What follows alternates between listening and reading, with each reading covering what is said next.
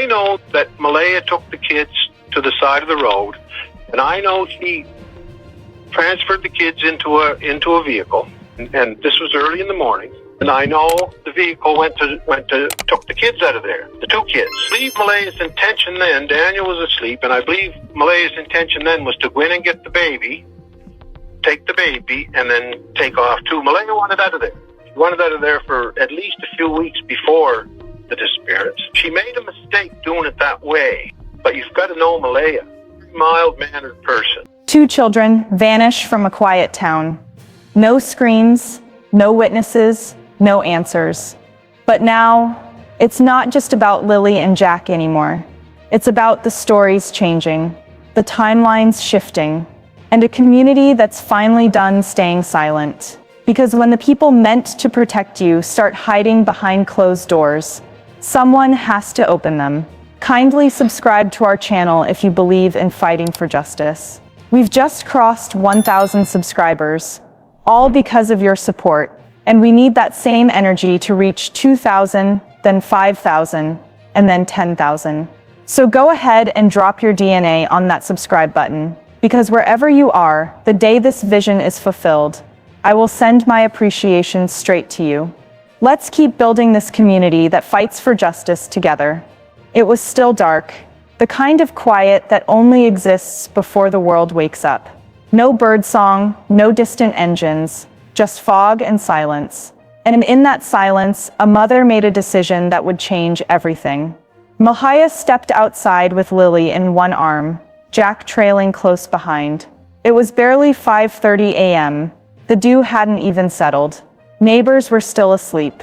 Porch lights off, curtains drawn. She didn't pack a bag, didn't leave a note, just walked them to the edge of the road, where a vehicle was already waiting. Parked quietly, headlights off, engine running low, like a secret. Jack hesitated. He asked where they were going, but Malehya didn't answer. She just opened the door and ushered them inside. Lily clutched her pink blanket, the one she never slept without, and then, just like that, they were gone. She watched that car disappear into the mist. Not a word, not a wave, and what she did next would baffle everyone. She went back into the house. Alone, inside the house, everything was still in place. Breakfast hadn't been made. The blinds were still drawn, and by 6:17 a.m., Malehya was on the phone, calling the school. She told them Lily wouldn't be in class, said she was sick, calm, precise, as if she had rehearsed it. But no one saw the children that morning. Not a neighbor, not the mailman, not even the school bus driver, who passed the house just before 7. And what no one could understand was why. Why remove them before dawn? Why place them in a car and send them off without a single witness? And most chilling of all, why come back, alone? Malehya didn't report them missing until nearly 4 hours later. In that silence, between 6:17 and 10 o'clock a.m., the timeline stretched thin. Her story had already started to fracture. At 10:03 a.m., the 911 call came in. Malehya's voice trembled. She told dispatch Lily and Jack were gone. Missing from the house, she said they must have slipped out the back, through the sliding glass door. But there was a problem. That door, everyone in Lansdowne Station knew it. Stuck, loudly. You had to yank it open and slam it shut. It never moved quietly, not even for an adult. And yet we were asked to believe 2 small children opened it and walked away. There were no prints, no screams, no struggle, just an open space and silence. Search crews arrived within the hour. Helicopters, bloodhounds, officers on horseback. Locals combed the woods in boots and tears. And as they pushed deeper into the tree line, one thing became certain. These children hadn't just wandered off. And then, a discovery. Roughly 300 feet from the back porch, tucked in tall grass near the edge of the woods, searchers found Lily's pink blanket. It was damp, wrinkled, not folded, just left there, carelessly or in a hurry. Nearby, a small boot print, fresh, No matching tracks beside it. No sign of Lily or Jack moving through on their own. Just one print. Then nothing. The grass wasn't trampled. No other child-sized prints led away. And no adult prints, not even Malehya's. Investigators paused. This wasn't a trail. It was a breadcrumb. And breadcrumbs usually mean one thing.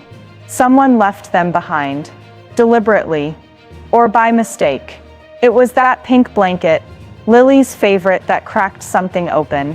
And when cracks appear, people start looking through them. Questions poured in. Because the moment searchers found that blanket, near the tree line but far from any path, the timeline began to fall apart. See, at 6:17 a.m., Malehya called the school to say Lily wouldn't be attending. Sick, she said. But no one, not a neighbor, not a dog walker, not a single passing driver, saw the children that morning. If they were already missing by 10 a.m., why was the school called at 6? What happened between 6:17 and 10 o'clock? What was she doing during those unaccounted hours?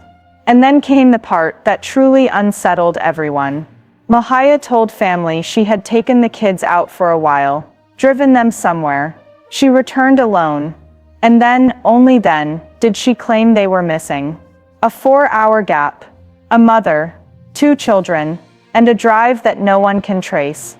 No gas station footage. No toll booth record. No witness. Just silence. A long, uncomfortable silence. And yet it gets colder.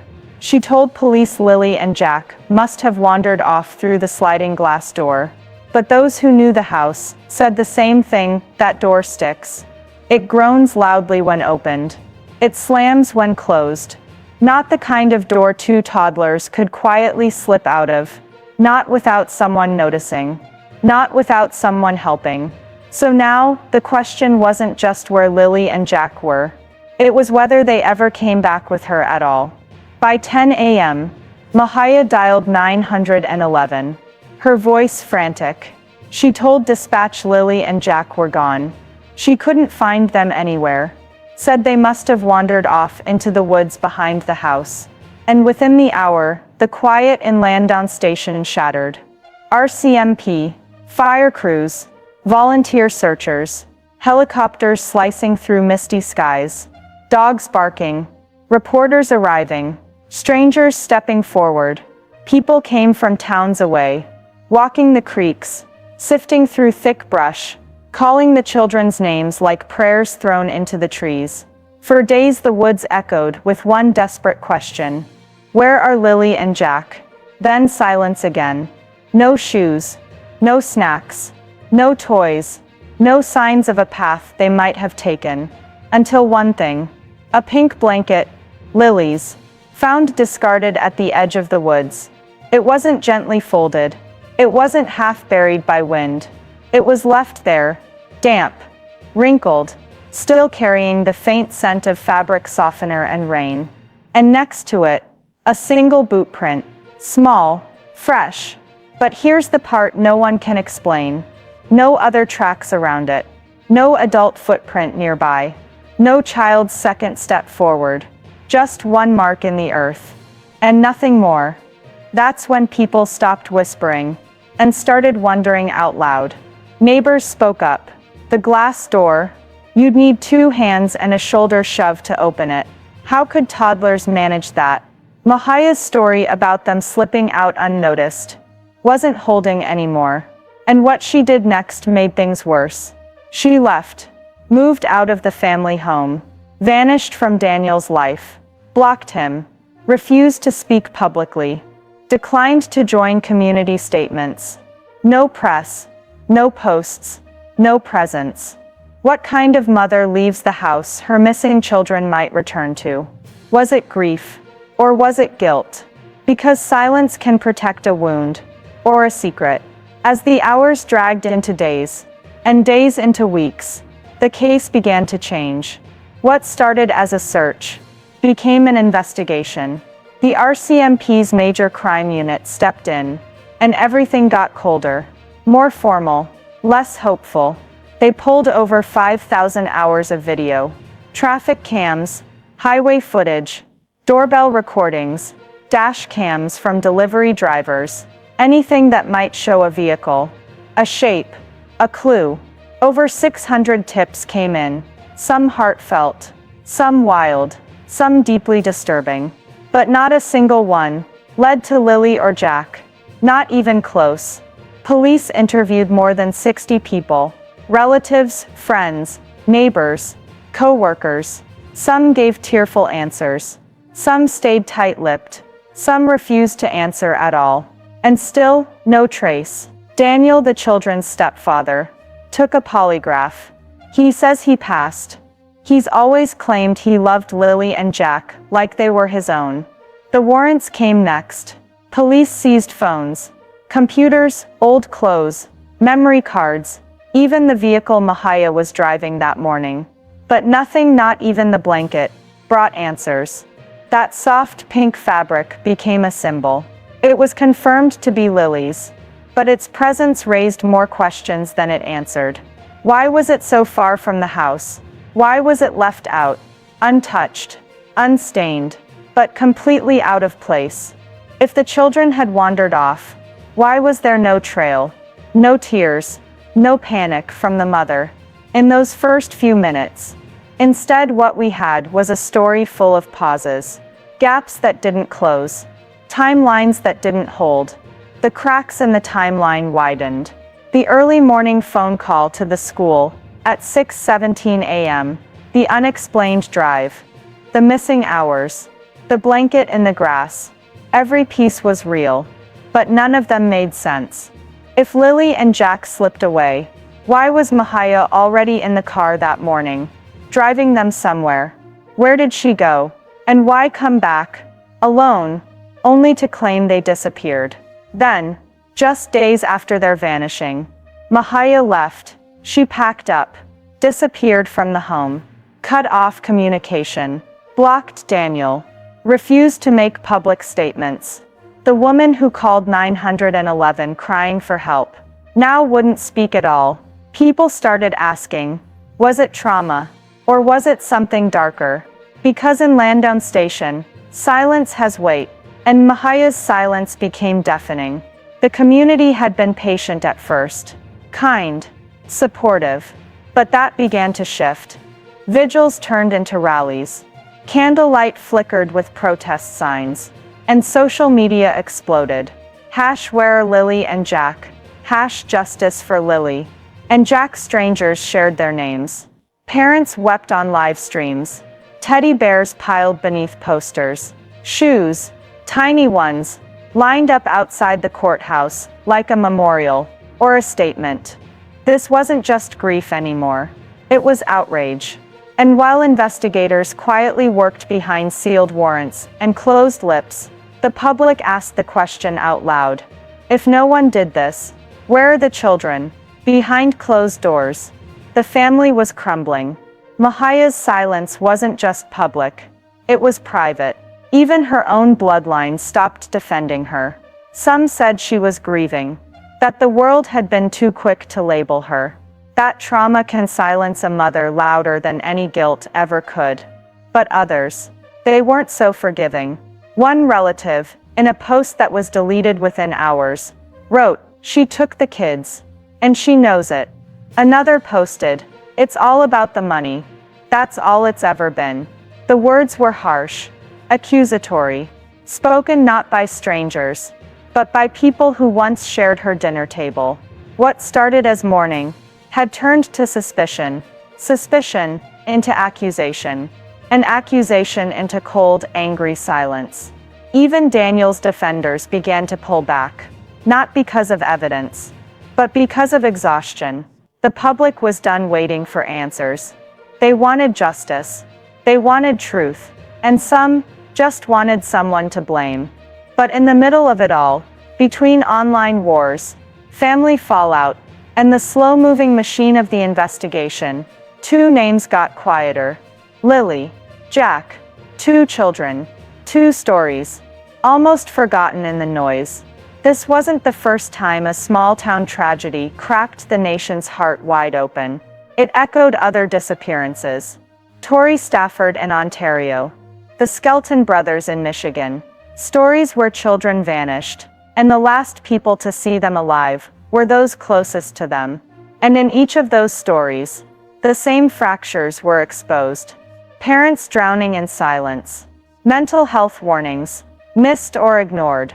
Law enforcement, slow to act. And communities trusting, until it's too late. Every time it's the same pattern. And every time, it's the children who have no say, no power, no voice, just a name on a flyer. A photo shared across timelines. A teddy bear left outside in the rain. So the question we're left with is no longer just what happened to Lily and Jack. It's bigger than that. It's darker than that. It's how many others are slipping through the same broken net, while we argue over who to blame. All these months later, still no bodies, no arrests, no confirmed motive, only questions. Why did Malehya take them out so early that morning, before the sun even rose? Why alone? What happened during that quiet, untraceable window of time, between 6:17 a.m. and 10 a.m., when no one saw them, no one heard from them, and nothing made sense? And what about that pink blanket, found far from the house, soaked and silent? Was it a forgotten comfort item, or the beginning of a cover-up? There were no known predators in the area, no signs of a break-in, no accident site, no ransom. So what does that leave? They said the children wandered off, quietly, unnoticed. It happens, doesn't it? But if that were true, why did everything else feel so wrong? Why did the story keep shifting? Why did trust start to unravel the moment Malehya left? And the hardest question of all, is this a mother paralyzed by trauma, or someone hiding the truth in plain sight? This story isn't over. Not while 2 children are still missing. Not while timelines don't add up. Not while silence speaks louder than facts. Someone out there knows something. Maybe it was a passing glance. A car on the wrong road at the wrong hour. A voice heard through a wall. A story told once and never repeated. If you're watching this and you know anything at all, say something. Contact RCMP. Reach out to Crime Stoppers. Because justice doesn't whisper. It doesn't sit still. And it never forgets the smallest voices. Lily was 5. Jack was 3. They didn't choose this. They didn't run. They didn't vanish. They were taken from their beds, their toys, their futures. So if you believe in justice, drop a comment. Share this video. Say their names. Let the algorithm carry their story, where silence tried to bury it. Justice for Lily. Justice for Jack. Justice for every child who had no say. Because silence doesn't protect them. But truth just might.